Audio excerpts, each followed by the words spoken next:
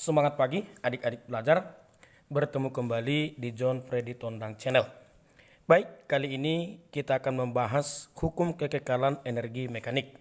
Kita langsung memahami soal. Yang pertama, benda jatuh bebas dari ketinggian 120 meter. Jadi adik-adik perlu ingat, jatuh bebas berarti kecepatan awalnya 0 dari ketinggian 120 meter ya, ketinggian. Lalu ketika energi kinetik benda setengah energi potensialnya. Jadi kata kuncinya di sini adik-adik. Ketika energi kinetik setengah energi potensialnya, maka ketinggian benda tersebut. Baik, maka langkah pertama supaya kita lebih memahami soal, sebaiknya soal kita gambarkan. Katakanlah acuan sebagai tanah, lalu benda kita lepaskan dari ketinggian 120 meter. Baik adik-adik, jika saya buatkan sesuai soal ketinggian 120 meter, padahal dari ketinggian tersebut benda jatuh bebas, artinya kecepatannya 0. Maka jika kecepatan 0, berarti pada posisi ini energi kinetik benda sama dengan 0. Nah, lalu bendanya jatuh, lalu katakan sampai pada titik kedua. Tinggi sama dengan berapa? Inilah yang dipertanyakan. Lalu pada posisi ini pasti benda memiliki kecepatan, begitu ya. Maka mari kita beri nama. Jika kita anggap ini sebagai titik 1 dan ini posisinya di titik 2, maka adik-adik V10 H1 120. Lalu ini H2, ini V2. Maka ketika energi kinetik setengah energi potensial, maksudnya dari gambar kita, ketika energi kinetik setengah energi potensial di mana? Itu pada titik 2. Jadi EK2 sama dengan EP2. Itulah arah soal kita. Baik, kita gunakan kekekalan energi mekanik. Maka akan berlaku energi mekanik di titik 1 sama dengan energi mekanik di titik 2.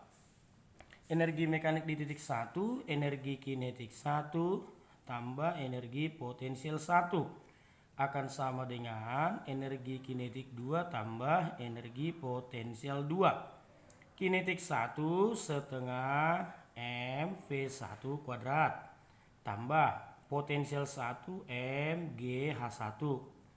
Kinetik 2 nih ya, kinetik 2 setengah EP2 setengah energi potensial 2 tambah energi potensial 2. Bisa ya? Lalu V1 kita 0 tambah mgh1 sama dengan setengah tambah 1 kita ubah jadi 2/2 ya. Jadi 3/2 energi potensial 2.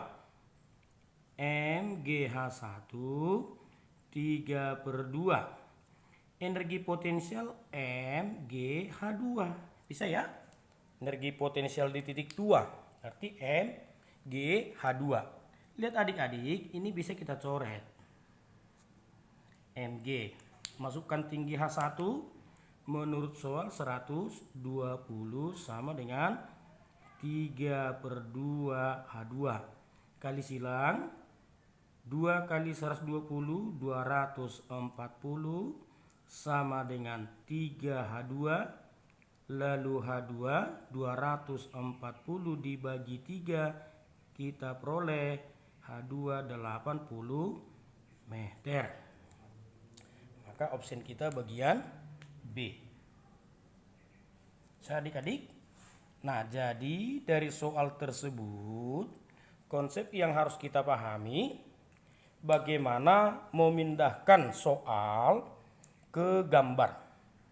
Lalu pada energi mekanik adik-adik, kata kuncinya kita harus bisa melihat data di titik 1, data di titik 2. Baik, kita bandingkan dengan soal berikutnya. Benda jatuh bebas. Jadi kembali benda jatuh bebas, maka kecepatannya 0 ya. Dari titik 1. Jadi langsung adik-adik V1 lah yang 0. Benda jatuh bebas dari titik 1 pada ketinggian H1 di atas tanah. Ketika sampai di titik 2 pada ketinggian H2, maka berlaku.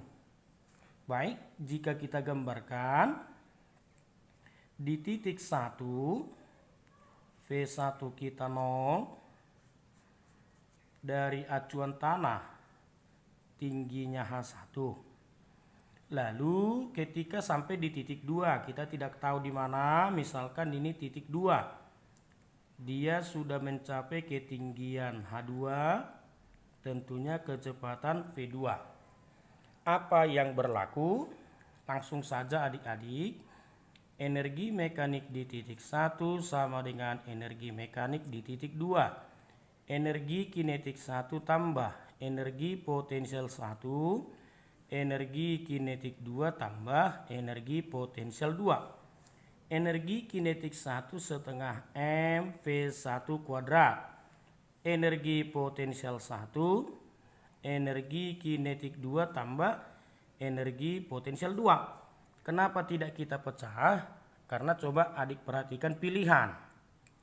Data kita hanya V1 yang 0.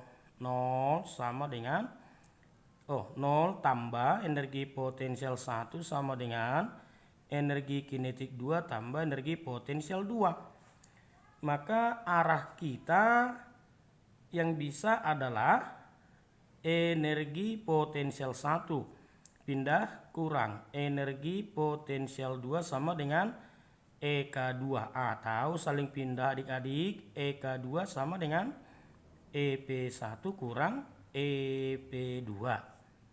Di option kita bagian C. Jadi sekali lagi konsep energi mekanik, bagaimana adik-adik memandang dan menetapkan data pada titik 1 dan titik 2. Semoga adik-adik terbantu. Terima kasih.